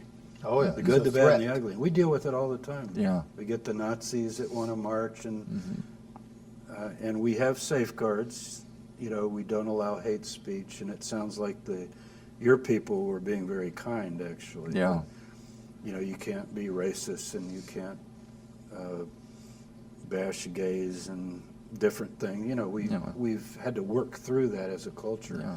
As far as religion goes, to me, the lesson of Waco is that people who are sincerely convicted of things that are maybe inconceivable to someone else, and you would call it a cult, or these people are brainwashed or whatever. One man's cult is another person's religion. But it's not, your defense of individuals that take those positions is not an endorsement of their position Not at all. on it. Correct. And it's the same thing here with David Koresh said. and the Davidians there. To support them was not saying... And if he you- broke the law, which he apparently did. This in is a couple- right. And you have to take the position. Now, I take the position, what if everything is true, what the Fed said about David, what was going on there and with the group, if it was true, assuming it was true, they still were wrong in not addressing the issues they should have. Yeah. They should have taken David any time they could have gotten him, when he's gone shopping, gone down to the gym, gone to the gun show or whatnot, and taken him to the police station and arrested him. Did you know and address these Phil things? Found out not too long ago that he was here in Houston at the Seventh-day Adventist Library and a guitar shop right here in Houston just a few weeks before Yeah, the the raid. story was, when I heard that this was happening in Waco, after a week or so, I made my way to the Seventh-day Adventist Church here in Houston that was on Richmond Street back in those days. I'd never been a Seventh-day Adventist, but I knew of the church, and I knew they had a good library, so I went there to research. I spoke to the librarian, and I said, I'm here to get some information on this Branch Davidian group that's related to the Davidian Seventh-day Adventist Church. the shepherd's rod that was related to the Ellen G. White Seventh-day Adventist Church. And he said, well, there's some books back here. I said, yes, I want to find out more about David Koresh. Librarian said, well, guess what? He was here just about 2-3 weeks ago, right here in the library. I'll be. I said, So he could have really? easily been arrested. Really? Why, sure. He said, yeah, he was going to the guitar store across the street. Then came over to the church. And that's how accessible he was to law enforcement. Absolutely, So you're yeah. exactly right Did about you that. know the local sheriff, Jack, is it Harwell? Yeah, Sheriff Harwell. He used to go out and sit in the front there and drink iced tea like you do in Texas. Yeah, You know, with the Davidians. You know, he could drive out there anytime. Yeah. David, oh, Sheriff, what you doing? What's going on? Right. So- Yeah. Sure. Yeah. Yeah, but I think Jim makes an important point here about the United States with its Constitution is the first time I know of, and I'm a historian, the first time I can think of in human history where you really have a True constitutional religious protection freedom. where True. groups can go out and express themselves according to their religious ideology any way they want to. Right. You see a little bit of that in Stuart, England, and later the Glorious Revolution of 1688 and down to the 18th century. You see some of that happening. But many of those, but there's still a state church There's in still a Great state Britain. church. There's still That's alive. And these groups, and it's true that sometimes you get characters who have visions and revelations that seem to be Yeah. out of the ordinary. Yeah. But you also find that in the New Testament. I'm thinking of the Apostle Paul, his letter that he wrote to the Corinthians. He writes in 2 Corinthians that he himself ascended up to heaven and had revelations. Yeah. If I recall right, Dr. Tabor, you did your I dissertation did, yeah. on the heavenly ascents there of Paul. Paul, tried to put it in that tradition of, well, Paul and Jesus himself, Jesus said things like, I saw Satan fall as lightning from heaven. That's a vision. Yeah. Now, people would say, yeah, but that's Jesus. He's the Son of God. Well, that's from a Christian viewpoint. Yeah. But from a non-Christian viewpoint, the Romans, the Jesus movement, you might want to call it, is what some people today would call a cult. Yeah. What we try to do now in the history of religions, in academic study religion, is recognize that some religious groups are, we call it high demand. You know, they're really They make high if demands. you take a mainstream church, you can be a member. It could even help your business and social life, and your children can go and meet influential people. It's just part of the culture. But there are these religions where, no, if you join this one, you kind of leave it all and follow. Well, that's how early Christianity was. Yeah. Jesus talked about leaving father, mother, brother, sister, Right. children, and wife. Yeah. Imagine somebody today says, well, I'm going to leave my family because this is the truth of God. In America, I mean, we're not encouraging any kind of, we want everybody to prosper and do well, but you have the freedom to make that decision. Now, my recourse, if I'm your friend and I don't agree, is to try to rationally persuade you that you're probably reading that wrong and you shouldn't do that. But I can't handcuff you or chain you or No. keep you. Do you know I get calls at the University of North Carolina all the time from parents? They might be saying, well, my child has started going to this or that. I notice you're in religious studies, some group on campus. Could you maybe try to talk to them or keep them, because maybe it's against what their family religion is. Yeah. This is America. We don't coerce people, and most academics say brainwashing is a fiction. Right. To be brainwashed means a lot of Trump people are brainwashed. A lot Right, of Hillary yeah. Clinton people are brainwashed. Yeah. Brainwashing just means you're highly convicted and motivated about a position, be it religion, politics, or whatever.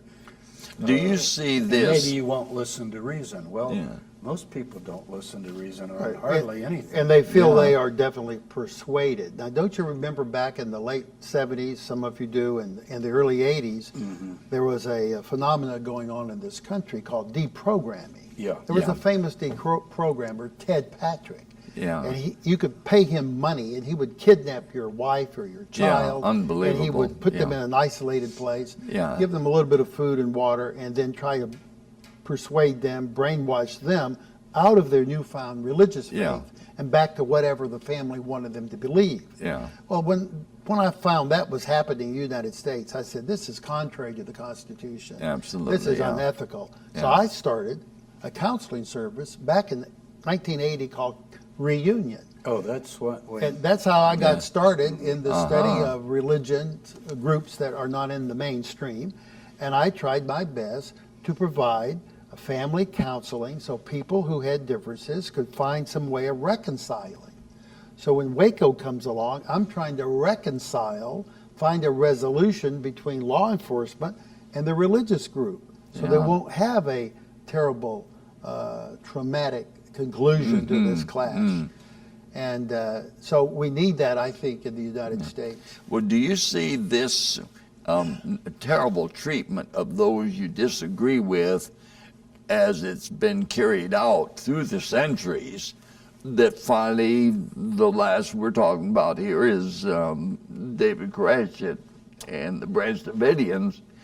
Do you see that as knowing about that, studying about it, talking about it and all, that in some way can prepare us for the continuance? Yeah. I can say one positive word about it. You remember probably 2 years, 3 years after Waco, I guess it was 2 years, 1995, 96, there was a Montana standoff with the Montana Freemen. Now, that was a standoff that went longer than Waco, and the FBI had to surround that community.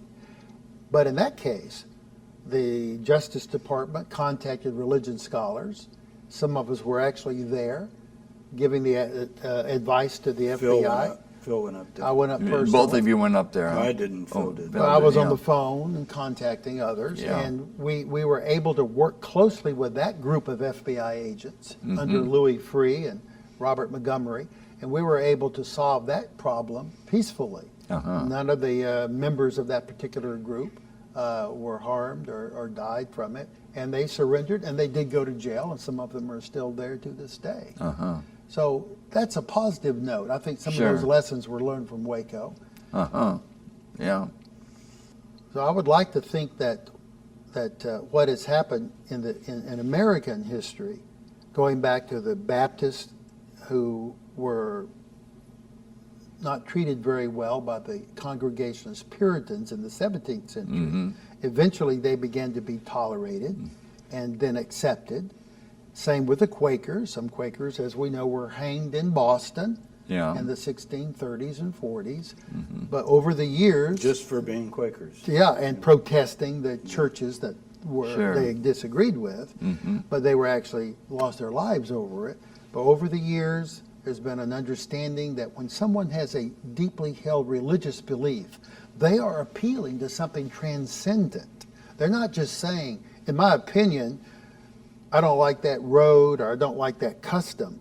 They're actually saying, I believe there's a transcendent power that I believe in that doesn't want me to do that. That's called having an ultimate concern. So in our Constitution, we now respect the fact that someone has an ultimate concern reason for doing or not doing something. We saw some of that transgress in 1993 with the Branch Davidians, but in Montana that was recognized better. I look to the future where this principle of allowing people to follow their belief systems, whether it's about what days they keep, or what holidays they don't keep, or whether they live in community or don't live in community, or whatever they believe, as long as it's not impinging directly upon the safety of other people, is respected. Yeah. I'm hopeful for that. I think Islam is the challenge today because of The what? Islam. Yes. Because of 9/11 Yeah. and some very fanatical and violent people that are perverting that religion in that way, so that we have a large body of people in America who would just say, just get them out of here, kill them, whatever. similar to what they were saying about Baptists or Quakers 300 years ago. Yeah. And even Roman Catholics. Remember Yeah. when Roman Catholics first came? Yeah. And Jews. Yeah. Country clubs, all kinds of social things in the Northeast. You couldn't be part of that if you were a Catholic or a Jew. Yeah. And now we don't have a Jewish president yet, but we've come close. Yeah. Well, I would like to ask you, Dudley, is there anything else that you personally would like to add to our discussion today that maybe we've overlooked or that you feel strongly about? I think we have covered the historical and the personal aspects. Would you like to have anything in conclusion? I wish someone could give me the answer to why I again got somewhat involved and then involved with you guys and God bringing us together. What is his intent to be the outcome of this? I raised the question why. I'd like the answer. And at this point, I don't know that I have the answer. I do know that I hid for all these years until only about a year ago that I decided then to talk to Rabbi Ron Aronson and tell him who I really was, Right. in all of this. But I still fall back to even my son who said, Dad, you kept all of these materials all these years for some reason. Be ready for God to show you the reason to open the door and all. And so I am ready for that, but I don't have the answer You're yet. open to the future. I'm open to that. Maybe you guys have the answer to it. I don't know. Well, I think a lot of this material you brought, and we just brought a teeny little sample. We could fill 5 tables here with that material that you saved.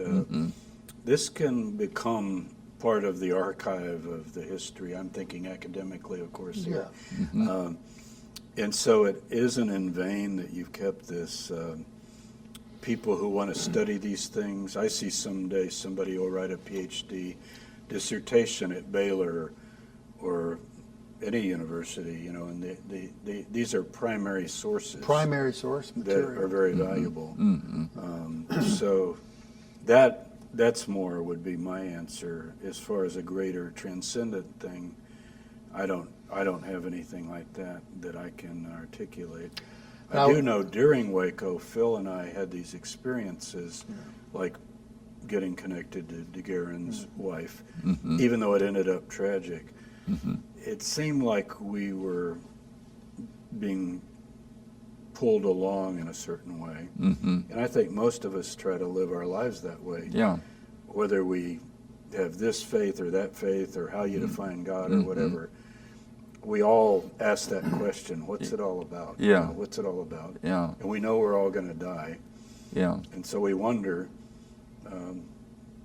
how can we best use our lives? Well, at my age, 87, I'm getting close to the reality of that, of the dying. And so the question is very, very real certainly to me. you Point have, for you. you've the contact we had earlier this year and so forth, where I think you're taking the right steps at least. And I think this interview can be very important. Yeah, because there are going to be hundreds and perhaps thousands of people viewing this at some point in the future. And you cannot, and I cannot, and Dr. Tabor cannot predict how that's going to be understood and used and developed for good.